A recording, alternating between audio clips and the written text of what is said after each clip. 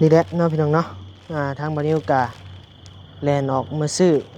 หมอน3หน่วยพี่น้องเอ้ยแล้วก็นี่แหละผ้าห่มเนาะย่านเพราะว่าคนใช่เนาะแม่นคนเจ็บแบบนี้ต้องมีไข้ขึ้นสูงแน่นอนกลางคืนเนาะมันหนาวแน่นอนพี่น้องเอ้ยเพราะว่าอากาศช่วงนี้ก็หนาวอยู่แล้วเนาะพี่น้องเนาะวันนี้ก็เลยว่าไปซื้อผ้าห่มกับหมอนมาเนาะเพื่อทางชาวแต่เพิ่นไข้ขึ้นเนาะจังหน่อยมื้อฤทธิ์ยานี่ก็แน่นอนแหละต้องมีไข้ขึ้นแน่นอนต้องเนาะก่อนอื่นนะใส่นะกินขนมบ่ผ้าห่มหมอนพอดีแล้วนี่หลายคู่หลายคนนอนนำกันนี่ยังบ่มีซับหมอนก็ได้แก้ให้เมียนอน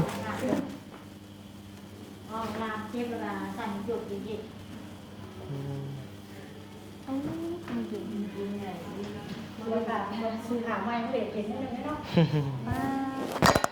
โอ้น้ำไปโอเคบ่เป็นหยังบ่เป็นหยังได้หรอกเนาะได้อยู่มันเกิดเลยดิอีต้นเมียพี่น้องเอ้ยเพราะมันไปเลยด้านสิคิดว่าในตัวนี้อะไรยันหลายคนโทษด้านเลยสิก็บ่มีไผเว้าดอกเนาะมันเกิดอุบัติเหตุบ่มีไผหยังมันเกิดดอกอันนั้นก็หายแล้วบาดนี้โอ้ยเนาะบ่ต้องหายดอกความคิดคุณนะก็แม่นว่าผู้ถามมาแล้วผู้ถามมีโทษนั่นนี่หั่นนะบ่โทษก็บอกเพิ่นแล้วบ่โทษโดนบ่ได้มาปิดนะบ่มีใครโทษเจ้าร้อยญาติประตูมาญาติประตูเว้าญาติผู้เฒ่าเพิ่นบ่หายดอกเนาะเพิ่นก็ฮู้อยู่เนาะใครสิอยากให้มันเป็นเอ้ยเป็นจังได๋มันเป็นมาสู้พ่อน้ำแพงก็พอ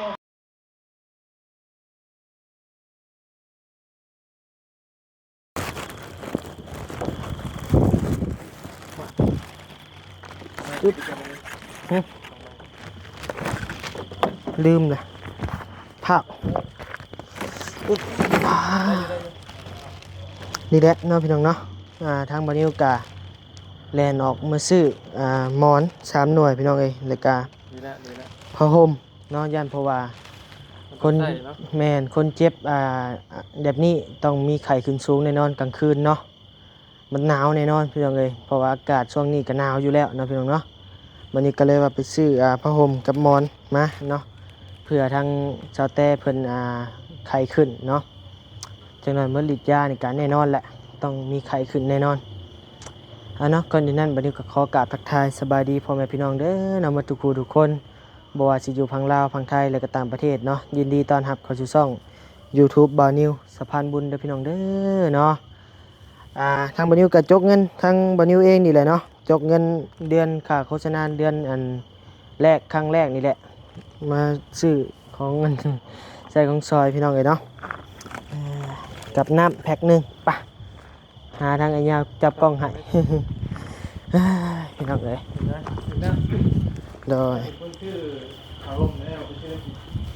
ยพอดีแล้ว เขาทั้งหมอไปผู้บ่พี่น้องเอ้ย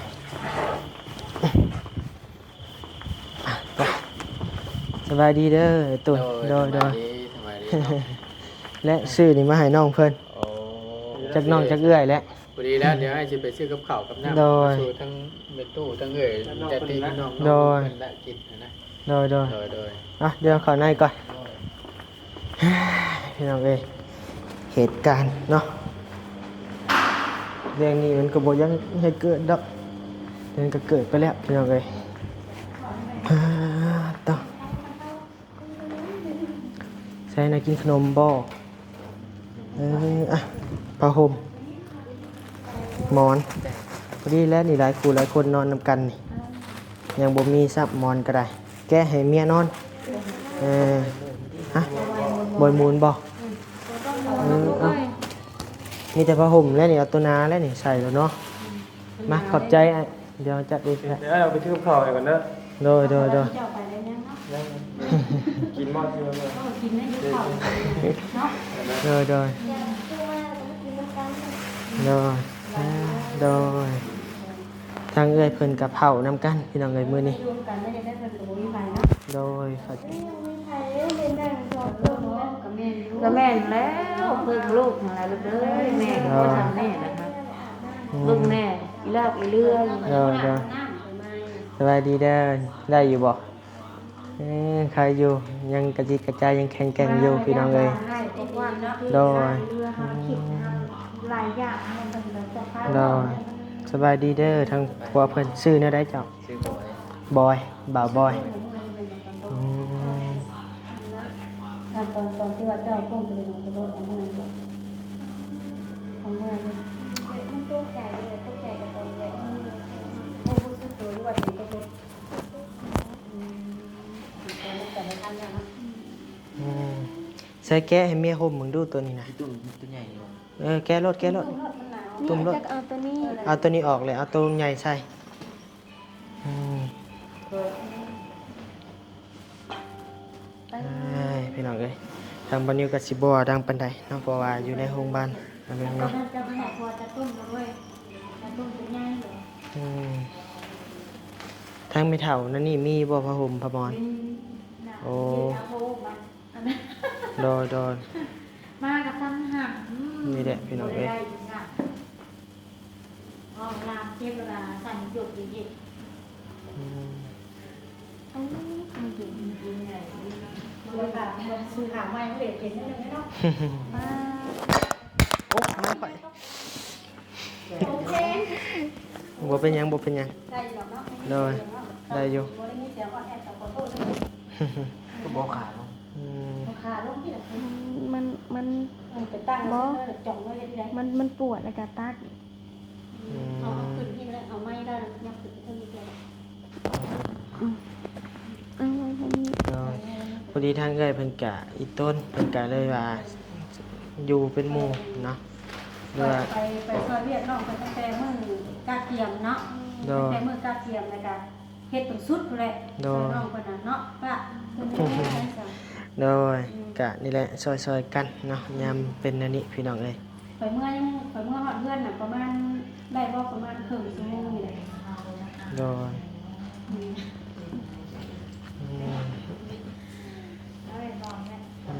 พี่น้องเอ้ยบ่มีใครอยากมันเกิดเนาะแต่ว่ามันเกิดไปแล้วกะมีแต่แก้เท่านั้นพี่น้องเอ้ยถือว่าอาการทางน้องเพิ่นกะขาหักเนาะพี่น้องเนาะต้องได้ดามเหล็กพี่น้องเอ้ยผ่าตัดดามเหล็กเข้าพี่น้องเอ้ยก็ดีแล้วแหละเนาะที่ว่าบ่ได้ตัดทิ่มพี่น้องเอ้ย เพราะว่า6 ล้าน 6 ล้านหรือ8 ล้าน อันนี้เป็นว่าข้าวๆบ่6กับ7เป็นตัวที่เนาะ จักล้าน แค่เป็นเล่าข้าวๆเนาะ เท่าใด คือว่า7บอก7หรือ6นี่ ค่าผ่าตัดบ่ ตัดล้าน โอ้8 ล้าน เนาะก็ยังสรุปได้ว่าแค่คัน โดยตีไป10 ล้านซะ เราเบิ่งต้นฟัง โดยเอาคะแนนว่าแน่นอนเลยกะ เฮาบ่อยากผ่านได้บ่เป็นยากมันเตะล่ะ บ่ อันนี้มันก็ให้ขึ้นอยู่กับแพทย์กับหมอซะเอ้ยเพราะว่ามันความสามารถของเพิ่นเพิ่นว่าถ้าลามเล็กคือลามเล็กสินะ โดย เขาว่าห้ามโบราณเล็กนี่มันอัน ถ้าว่ามันเป็นอย่างอื่นมันเน่าแหละ ยากเลยวันกระดูกมันเตะมันเตะมันหัก แม่ แต่ลามมันผู้โตนะให้กระดูกมันโตกัน บ่เจ็บดอกผ่ากะเขาใส่ยาอยู่ เจ็บหรอก พยาสลบ บ่ฮู้เมื่อซับ เจ้าของเมืองมันว่าเจ้าผ่าตัดครับเพิ่นเฮ็ดให้มันเจ็บ อืม สมุดครับ ถ้าว่าเฮาบ่ผ่าตัดเนาะเฮาสิปะละเลยนี่บัดมันเน่ามา แล้วก็รู้สึกจังแล้วล่าง ผ่านมาแล้วกินนี่ เพราะว่าคำมันนี่นะถ้าบ่ผ่านตามที่หมอเพิ่นว่านั่นฉีดมันสิโป่งตามว่ากระดูกหักแต่มันสิเป็นซี่โป่งเป็นเจ็บ แม่น เพราะว่ามันหักออกมันสิมีซี่โป่งเว้ย แม่น ของเฮาบ่ได้นี่ก็เต็กขึ้นมาฉีดโป่งที่ ถ้าว่ามันโป่งมาแล้วแล้วมันสิได้ตัดทิ่มหั่นนะ อันนี้ตามคนหมอมันเล่าเบื้องต้นเนาะ แม่น เพราะว่าเจ้าบ่ผ่าลานเล็กนี่ฉีดทั้งเนื้อในมันสิโป่งออกตามบ่กระดูกเฮาแตกนี่ แล้วก็สิย่างได้ซ่าเพื่อสิย่างได้นี่ซ่าแฮงถ้าว่าดามเล็กเข้าไปนี่บ่เกินคะแนนว่าเจ้ายังหนุ่มยังน้อยกะ5-6 เดือนกะถือว่าโอเคแหละพอย่างได้พอใส่ไม้กันเท่าได้แหละอืม โอ้ สู้ๆอะแหละได้มันเป็นแหละยัง งา เอ้ น ย นั้นน่ะมันเป็นแล้วบ่ต้องคิดหลาย แม่บ่ต้องคิดหลายเฮ็ดยิ้มสู้อันแรกๆกับผัวแล้วเด้อเป็นกำลังใจให้เมียเฮ็ดจังได๋ก็มันเป็นแล้วบ่ทิ่มบ่ปะกัน ไปยังไงเกิดเรื่องนี้เนาะ แม่ พอเพิ่นสิมาเพิ่นว่า ฮะ พอเพิ่นสิมา พอแล้วสินะเมื่อใดมื้ออื่นบ่ แม่นพอทางผัวแล้วพวกพ่อ พ่อ ปู่ ปู่บ่ พ่อปู่สิมา พ่อปู่ อืม ย่าบ่ได้มา ย่าง ก็ดีแหละเพิ่นมาเบิ่งมาแยงนำกัน ดีแล้ว ถือว่าทางนี่เพิ่นก็พ่อเพิ่นก็ต้นได้บ่ทิ่มบ่ปะเนาะก็ดีแหละพี่น้องเอ้ยทางพ่อปู่เพิ่นถือว่า บ่ต้องตีลายเลยว่าเป็นคนอื่นใส่สโลว์เลยใหญ่หน่อยคือ เพิ่นจะเคยสัญญาอย่างปวด ยาปวดแม่ บ่เพิ่นว่าซักมื้อนี้มันสิปวดซั่นใดแล้วเพิ่นว่าซักมื้อนี้มันก็บ่ได้ปวดในทางนี้นะปวด กี้นี่ทางบ่เตียงบ่โทรมาเยี่ยมบ่เออ พ่อบ่ได้โทรหาเพิ่นเลยลืมเลยโทรหาเพิ่น บ่เป็นหยังดอก ดอยอ้ายเพิ่นทางบ่เฮาก็แจ้งเพิ่นแล้วเนาะว่าเป็นอันนั้นอันนี้ สารพัดมันคิดอย่างโมกับเขาเนี่ยมันก็บ่ตีไผ อืม มีคนขั่วบ่เห็นเลยเนาะล่ะเนาะจะคิดโทรหาใครมันซ้ำได้ตอนนั้นเนาะคิดตอนที่เกิดเหตุ ก็ดีแหละโทรศัพท์ยังบ่แตกนี่โทรหาเพิ่นโทรหาผู้นี้ คำโทรศัพท์แต่มันเบิดเลยหนึ่ง โทรศัพท์จักถือว่าบ่หรือว่าไว้ใส่นี่ จำบ่ได้เลยนะว่า ถือเอาโทรศัพท์ถือ คือใช่มั้ย ถือใส่มือกับเงิน30,000 ไผเป็นผู้ขับ ผัว เออ ผัวเป็นผู้ขับเนาะเมื่อเจ้าขี่มาทางซื่อ นี่ อืม ใครจะโทษตัวเองเนาะเรื่องมันเป็นไปแล้วนี่ว่าที่ แล้วก็บ่ต้องโทษไผหลาย บ่โทษไผมีแต่สู้อย่างเดียวเด้อ เกิดอุบัติเหตุมันก็ไม่มีใครอยากให้เกิดหรอกมีแต่ว่าบ่ต้องโทษใครคนนี้ โดย โทษตัวเองต้องคิดหลายอีก ผู้ผัวก็บ่ต้องโทษตัวเองมาข่อยขับรถซั่นซี่บ่ต้องโทษตัวเองหลายบางทีเป็นแบบแผลในใจเนาะ แม่น มีแต่ว่าคิดว่าเรื่องมันเกิดแล้วก็ปล่อยไปเฮ็ดเลยซั่นมันก็บ่มีใครอยากให้เกิดนะ คือเจ้าจะลงอยู่บ้านจะยังไม่เซ็นบ่หึ สู้ๆบ่ต้องว่าไผ จะโทษตัวเองนะเด็กจะ บ่ต้องโทษตัว ซื้อ เองหร เข้า อก ไป ถามเตือนนี่นะ เพื่อนเฮงประสบการณ์มาหลาย3เทื่อนี่เลยเพิ่นว่า ประมาณชีดิตเนาะอย่างนั้น ก็ว่า ใส่ไม้ก่อนดิ บ่เข้าไป เออ นี่ วิทย์สาม ป้าไหนก็ได้ ว่าง่ายก็คือว่าเกิดอุบัติเหตุวิทย์3เพื่อก็คือว่าวิเคราะห์เขียนนะ โดยเฮาก็ถือคือการค้าเหล้าคือกันเฮาก็ได้ น้องกระสา เอา ม นั่งเลื่อน 3เทื่อแหละเฮาก็ได้ น้องกระ3เทื่อเนี่ย สามเทื่อ อันนี้กระ3เทื่อเหมือนกัน หลายทิศเติ ว่า บ วิ ไป ทย์ ที่ 3 นั่น เพื่อในการที่ว่าเกิดอุบัติเหตุวิทย์3เพื่อก็คือว่าวิเคราะห์เขียนแล้ว กะบ่ฮู้ แล้วแต่ความประมาทในความนั้นนี่เฮา ก็เฮาก็บ่ได้พอมา โดย เฮาก็สิระวังไปได้บัดนี้ แม่น คือการระวังของเฮาเขาเคยเกิดเลยเด้ถ้าต้องระวังแบบนี้นะมันมีสติเฮาได้เนาะ โดย เกิดเฮาต้องมีสติแบบนี้ตะกี้มันบ่เคยเกิดเฮาขี่รถแบบประมาทเฮาจังซั่น โดย เคยเกิดแต่วันนี้เฮาเคยเกิดอุบัติเหตุเฮาขี่รถระวังเนาะเลยเนาะสมาธิหลายมีแต่ทุกคนนะ ใครอยู่ยังยิ้มออกอยู่เนาะยังยิ้มออกอยู่ สองนิ้วเบิ่งดูเดี๋ยวกล้องดีกว่านะโอเค 2นิ้วยังขอ2คือให้4เนาะ อืม โอ้ตายเลย เอาอย่าติงดุ เลือดบ่เลยเจ้าอย่าทีนี้ตัวนี้เพราะว่าเฮาตีเลือดมันตีเลือด แม่นบาดนี่ข้างนี้บาดเลย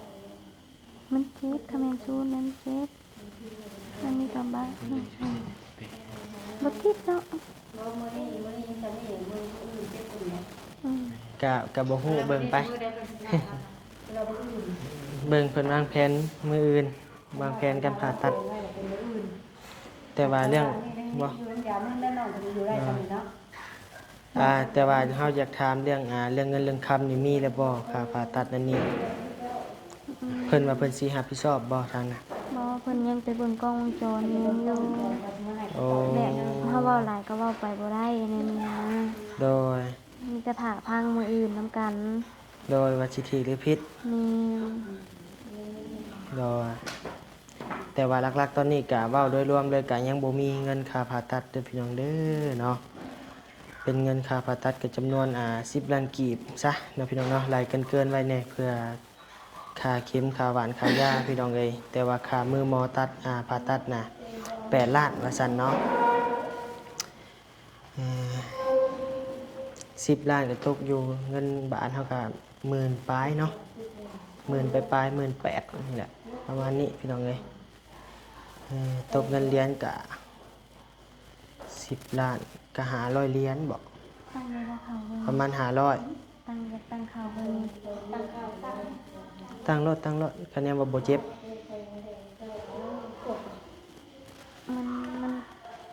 มันมึน เพิ่นบ่ได้ใส่ท่อเหี่ยวให้บ่ บ่ ปวดเหี่ยวแล้วไปได้ มึง เป็นไปบ่ บ่ได้แหละ บ่ย่อแล้ว มีแต่เพิ่นใส่ท่อเหี่ยวให้ เพราะว่ามันเคลื่อนไหวบ่ได้ได้ แม่น ขนาดเอาลูกมันตอนเด็กมานอนมันก็บ่ปวดนะไม่ได้ตี คะแนนเพิ่นใส่ท่อเหี่ยวแหละมีเหี่ยวมันไหลออกเองแล้วบ่อยากเบ่ง โดยบ่เคยคือกันเฮาก็แต่ว่าเคยคุกคีกับเรื่องนี้อยู่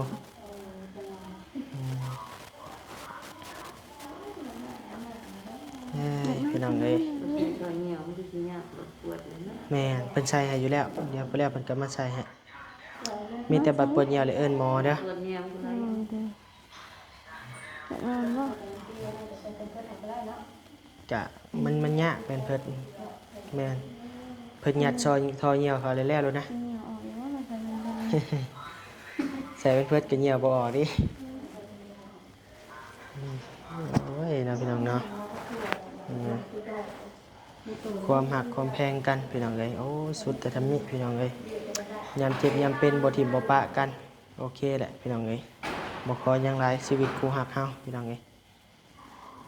อันนี้ก็ทั้งพี่น้องจ้ะ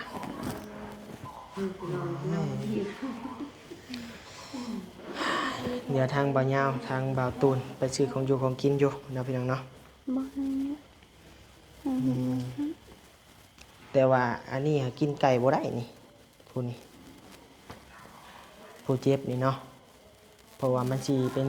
สีนปงนั่นนี่วะ บ่ให้ บ่เข้าใจบ่เดียวกัน หาหมอคนเป็นว่ากิน แม่กินหยังเนี่ยได้ขนมไข่ก็ได้บ่นี่ ถ้าเข้าไปกินถ้ามันมีคิ้วกันนะ ฮะ คิ้วกันนะ เออ เรากินไม่ เพราะว่าขนมไข่มันมีไข่เด้เพิ่นใส่ไข่นำแน่ บ่จะจูได้ ทั้งเอ้ยซื้อเช้าหยังก็เฮาลืมน่ะเสาไล่เออเพิ่นก็มานอนนำพี่น้องเอ้ย เนาะอือ คือว่าเป็นพี่น้องเลยทานกันได้นะคนทานกัน โดยเห็นกันอยู่พี่น้องเอ้ยแต่ว่าบ่ได้แม่น เป็นการเชื่อเรื่องนั้นไม่ว่า โดย ย่างเท่ากับเป็นคนในหมู่บ้านนี่ โดย ที่บ่ค่อยรู้จักกันสนิทสนมกันได้ โดยก็ยอมรับใจเอื้อยเพิ่นอยู่พี่น้องเอ้ยมาบ่ได้แม่นญาติพี่น้องกันใดเนาะพี่น้องเนาะทั้งเอื้อยเพิ่นกับนี่เว้าง่ายๆกับเป็นสะพานบุญคือแบบบ่าวนิวนี่แหละเนาะแต่ว่าเพิ่นก็เสียเวลามาแบ่งเวลามาแบ่งเวลามาเยี่ยมมานอนเผามาเผานี่แหละพี่น้องเอ้ย เพราะตอนนั้นน่ะตอนที่น้องไปโทรหาก่อนเราไปถามว่ามีใครแน่เลยน้องเรามีใครไม่อยู่เป็นหมู่เฮาแน่อีหยัง เอ สิ อ จะได้แบบ โดย จะได้ขี่รถมาแต่ตอนแรกแต่ว่าใช่ทั้งปัวทั้งชมเลยปัวมันมีคุยอยู่ลูกกัน โดย เลยจะได้ขี่รถจักรมาเปรี้ยว โอ้มาแต่บ้านโคกว้าว เรียนมาแต่ อ๋ ละ อ โคก พี่น้องเอ้ยคนทางกันเนาะคือพี่น้องเห็นนั่นแหละ มาเล่นได้ไหมมาบ่ได้ ทำเนี่ยบ่ให้มือย่าน เลิกเลยเนาะนี่ก็สิมาหลุด จะมีบ่ผ้าห่มหมอนมุง บ่มีนะข่อยฉันข่อยสิบอกเจ้ามาเพื่อข่อย อ้าว